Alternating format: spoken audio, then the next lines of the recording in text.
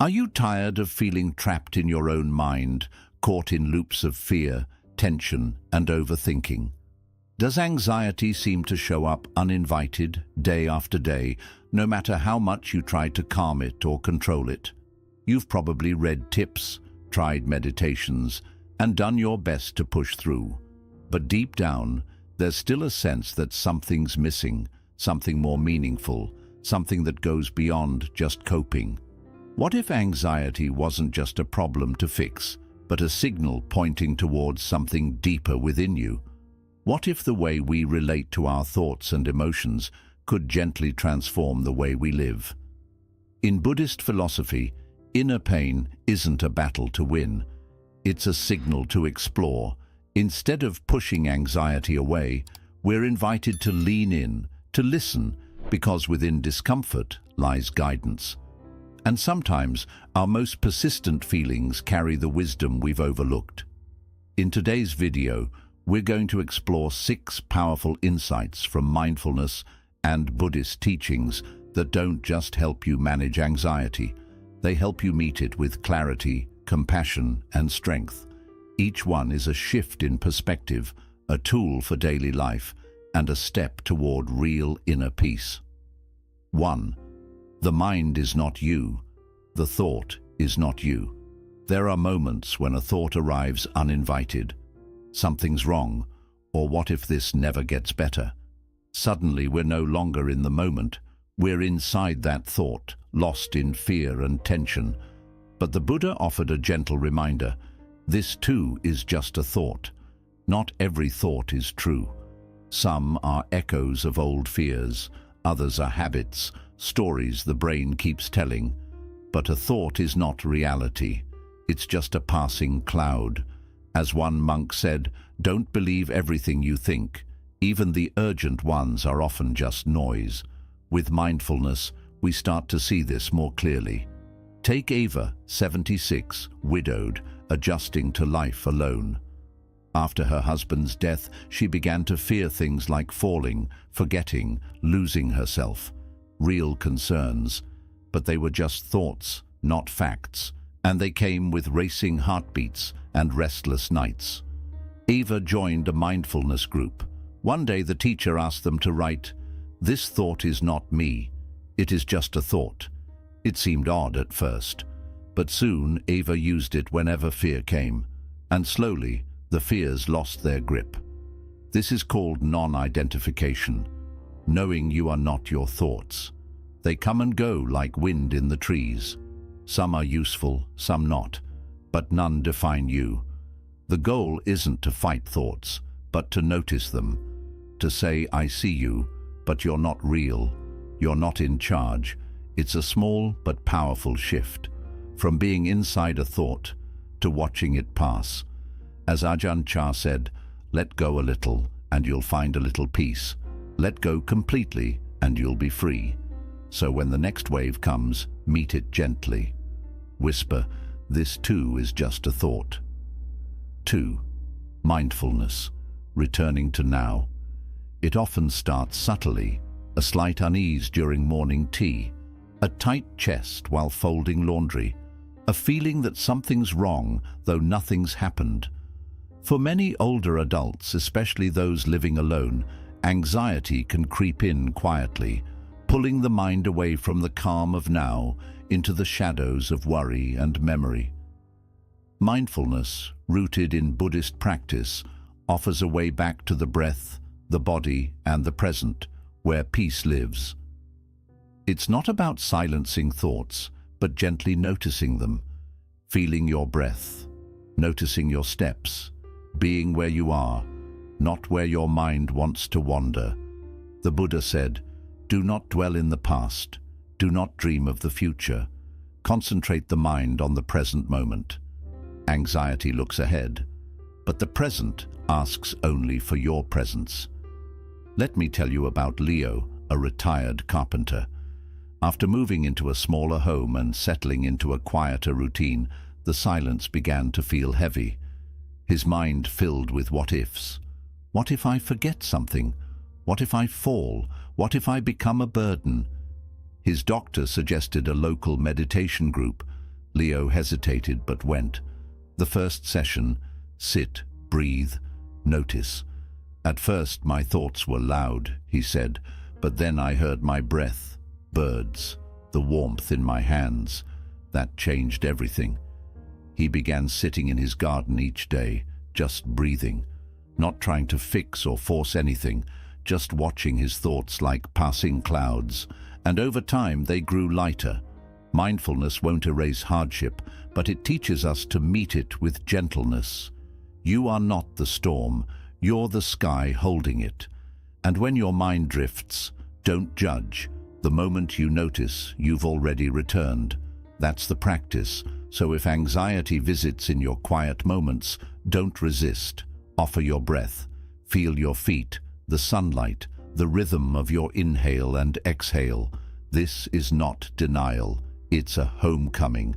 As Thich Nhat Hanh said, feelings come and go like clouds in a windy sky. Conscious breathing is my anchor. Take a breath now. Feel it rise and fall, and quietly say to yourself, I am here, and here is enough. 3. Compassion. The strongest kindness that softens anxiety. Anxiety often carries a quiet, cruel voice, one that doesn't come from others, but from within. Why can't you handle this? You should be stronger. You're too much. Over time, this voice doesn't just stir fear, it creates shame. But Buddhist wisdom offers an antidote, compassion, not just for others, but for ourselves, especially ourselves. Many older adults were raised in a world that valued toughness over tenderness. You gave care to children, partners, parents, while ignoring your own exhaustion, sadness and fear. And now, with more time and quiet, those buried emotions often rise. Anxiety, regret, grief. But the path to peace isn't about perfection. It's about softness. The Buddha said, you yourself, as much as anyone in the universe, deserve your love and affection. Take Clara, a 79-year-old retired nurse. She had always been the strong one, the caretaker. But after retiring and losing her sister, Clara was overwhelmed by anxiety. I don't understand, she said. I've always held it together. At a mindfulness class, the teacher invited everyone to place a hand over their heart and silently say, may I be kind to myself in this moment. May I accept myself just as I am. Clara struggled at first. It felt awkward, selfish even. But the teacher gently said, compassion isn't ego. It's the courage to stay with your pain, not turn away. That moment shifted something. Her anxiety didn't vanish, but she stopped fighting it alone. She began writing letters to herself, forgiving the tired, hurting parts she had long ignored. Slowly, she began to feel whole again. In Buddhism, compassion is medicine. And like any medicine, it works best when taken regularly, especially in times of distress. Simple ways to practice self-compassion. Speak gently to yourself. Say, this is hard, and I'm doing my best. Place your hand on your heart during anxious moments. Remind yourself, I am here. Treat yourself as you would a dear friend. Acknowledge your strength. You've come through so much, and you're still here. Compassion doesn't remove pain, but it changes how we carry it. It turns anxiety into something we can sit beside, rather than something we have to escape. Thich Nhat Hanh wrote, when you love someone, the best thing you can offer is your presence. That includes yourself. So the next time anxiety shows up, don't shut it out. Sit with it. Ask what it needs. Hold it like you would a frightened child. Because sometimes your heart just needs to know it's not alone. There are certain moments, quiet yet piercing, when anxiety wraps around us so tightly that we start to believe it is us. The pounding heart, the racing thoughts, the inability to focus. They don't feel like fleeting experiences. They feel like identity. In those moments we whisper, I am anxious, mistaking anxiety for selfhood, when in truth, it's only weather passing through. More than 2,500 years ago, The Buddha offered a teaching both simple and radical, one that can release us from this mistaken identity, a thought so gentle yet powerful, it can ease the hold of anxiety like sun burning through morning fog. This is not mine. This is not me. This is not who I am. This teaching isn't about pretending we're not anxious. It's about freeing ourselves from the illusion that our suffering defines us. In the Anatta Lakkhana Sutta, the Buddha explains the concept of non-self, the understanding that our thoughts, emotions, and sensations are not the totality of who we are. Just as the sky is not the storm, we are not the anxiety that moves through us. When we cling to anxiety, seeing it as a part of ourselves, we fuel it. But when we softly affirm, "This is not me," we begin to reclaim our true essence, spacious, calm, and unbroken. Let's ground this in a real story. Meet Leonard, an 82-year-old widower who'd been struggling with anxiety since the loss of his wife. He described it as a weight in his chest, a free-floating sense of dread that would appear without warning. Some days it felt like it swallowed up everything, even his sense of identity. "It feels like I'm disappearing into the fear," he said during a support group meeting. One afternoon, at a neighborhood mindfulness gathering, the facilitator led a meditation based on the Buddha's teaching of non-attachment to identity. She guided participants to observe their sensations and thoughts while repeating quietly, "This is not mine. This is not me. This is not who I am." Leonard placed a hand gently on his chest and echoed the phrase in his mind. Slowly, the tightness began to ease. It wasn't dramatic, but it was noticeable. A shift, a breath. In the following weeks, Leonard adopted the practice as part of his routine. When anxiety surfaced, he no longer tried to suppress it or panic in response. He acknowledged it kindly. "Ah, it's you again." He'd take a breath and recall the phrase, "This too will pass. This is not who I am." And each time, the fear loosened its grip just a little more. What's so powerful about this teaching is that it doesn't claim to eliminate anxiety. Instead, it offers freedom in the midst of it. The Buddha never promised a life without hardship, but he showed us how not to become imprisoned by it. Let's take a closer look at the phrase, "This is not mine." Emotions arise, but they don't belong to us. They're not property. They're temporary visitors, not permanent residents. This is not me. You're not defined by fear or unease. These are experiences, not character traits. You remain whole. This is not who I am. Beneath the anxiety lies a deeper identity, awareness itself, unchanged by emotion, untouched by turmoil. Thich Nhat Hanh once wrote, "Feelings come and go like clouds in a windy sky. Conscious breathing is my anchor." This phrase, "This is not me," can be that anchor, that steady light in the fog, a soft compass when your inner world feels unsteady. And as we grow older, this practice becomes not just helpful, it becomes necessary. With age often comes more solitude, unexpected changes, health challenges, and difficult goodbyes. But none of those diminish your worth. None of them take away your essence. This phrase, "This is not mine, this is not me, this is not who I am," isn't just for acute panic. It's a mantra for reclaiming yourself, for standing in your truth, calm, vast, aware. Because the truth is, you were never your anxiety. You are what remains when the fear passes. You are the sky, not the cloud. You are still here. 5. Where anxiety begins, holding on and pushing away. Anxiety doesn't arise out of thin air. It isn't some sudden, unexplained storm. It has causes, deep ones. According to Buddhist wisdom, two powerful forces are at the heart of it, clinging and rejection. These aren't abstract philosophies. They're patterns deeply embedded in how we deal with life, especially as we grow older. Clinging is the mental habit of grasping, holding tight to comfort, certainty, loved ones, routines. When the natural flow of life threatens any of these, fear appears. It pleads, "Please don't take this away." Rejection is its mirror image, the inner push against everything we find unpleasant. Pain, aging, solitude, loss. We resist them, hope to avoid them, try to push them out of our lives, and yet they still come. But constantly holding on and pushing back is exhausting and ineffective. As the Buddha taught, everything that arises also passes.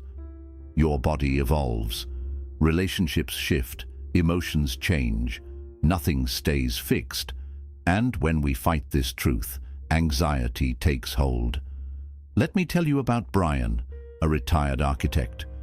For years he spent his afternoons sketching in his garden studio, a ritual that gave him joy and purpose. But after his eyesight began to deteriorate, drawing became difficult. He felt unmoored. "It's like I lost a part of myself," he once said quietly. "Those afternoons used to be mine." He wasn't just missing a hobby, he was mourning the identity tied to it. That's where unease crept in. This is the essence of what the Buddha taught. Suffering doesn't come from change, but from our unwillingness to release what once was. When we cling to the old or resist the now, anxiety fills the gap, whispering, "You're losing control." But here's the deeper truth. We never had full control. Just as the lotus rises from muddy water, peace arises not from sameness, but from surrender.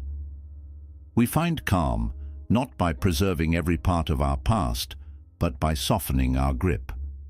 You are not your habits. You are not the person you used to be. When you begin to let go of needing things to stay the same, when you stop tightening your hold on how life should be, something begins to shift. Anxiety starts to release you. As the Dhammapada reminds us, from craving springs sorrow, from craving springs fear. But the one who is free from craving feels neither sorrow nor fear.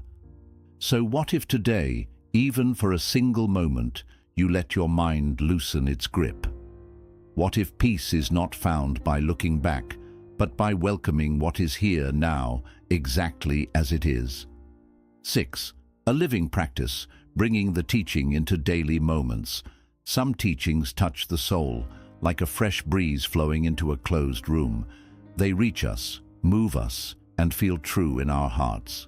But simply understanding a teaching is only the first step. The real challenge and the real beauty is in carrying that teaching into the flow of everyday life, where laundry piles up, phones keep buzzing, joints ache, and the heart still trembles in silence. This is where the practice begins to grow. This is where true change takes place. The Buddha's wisdom was never meant to stay in high talks or distant monasteries. It was meant to be lived, in kitchens, at doorsteps, in moments of loneliness or sorrow. The phrase, "This is not mine, this is not me, this is not who I am," is not only for meditation cushions or sacred books. It is a tool meant to walk with us through the noise and the grace of daily life. Let's begin softly with something simple yet powerful, a practice you can start right now. Find a pause. Sit down if you're able. If you're standing, notice your feet on the ground. Allow your body to relax. There's nothing to fix. Just breathe. Inhale slowly. Exhale gently. Let your breath become like a quiet hand resting on your back. Steady, reassuring. Now bring to mind something that has been weighing on you, whether a small worry or a heavier one, something unresolved, a lingering regret, or a conversation you keep replaying in your head. You don't need to change it, just hold it in awareness, like a smooth stone resting in your open hand. As you sit gently with this feeling, begin to repeat these words, aloud or silently. This is not mine. Pause. Let the words settle, like a pebble falling into still water. This is not me. Pause once more. Notice the space beginning to open between you and the feeling. This is not who I am. And breathe again. With each breath, with each repetition, let the tension soften, perhaps only a little, perhaps more.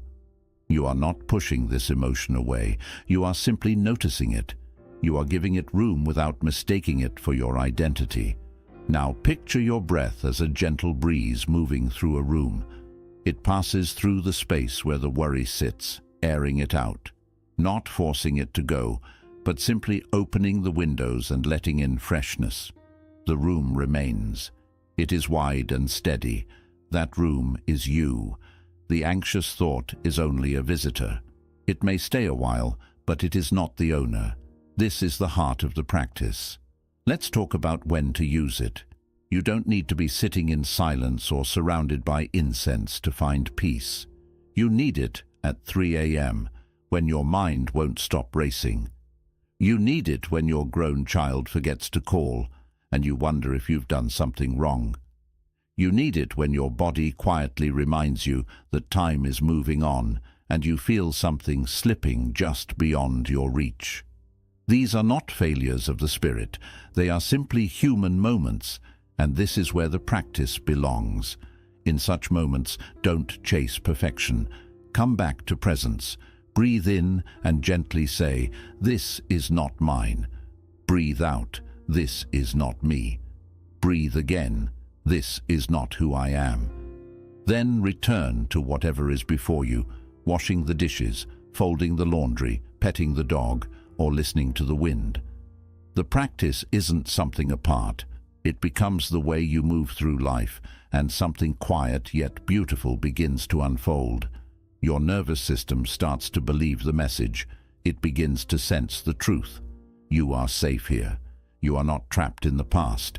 You are not sinking into imagined futures. You are right here, breathing, alive, steady. Thich Nhat Hanh once wrote, "The present moment is full of joy and happiness. If you are mindful, you will see it." This phrase, "This is not mine, this is not me, this is not who I am," is a bridge that brings you back to clear seeing. It is an invitation to return home to the self, beneath all the noise, the part of you that has never been broken. So when anxiety shows up again, and it will, don't run from it, don't argue with it. Welcome it, sit with it, offer it kindness and truth. Say gently, "This is not who I am." The Buddha never promised a life without sorrow, but he offered something greater, the tools to stay steady in the middle of the storm. And among those tools, this one is a quiet flame. This is not mine. This is not me. This is not who I am. Say it when silence feels heavy, when the night stretches on too long, when your chest feels tight and the world feels too much. Speak it softly, not as an order, but as an act of kindness. Before we finish, I want to leave you with a question. What might your life feel like if you released what holds you back and started listening to what feels truly right within you? If this message touched you, feel free to share your thoughts in the comments. Your words might be exactly what someone else needs today. Until next time, take a deep breath, walk gently, and remember, your true self has never been broken. It has only been waiting for you to return.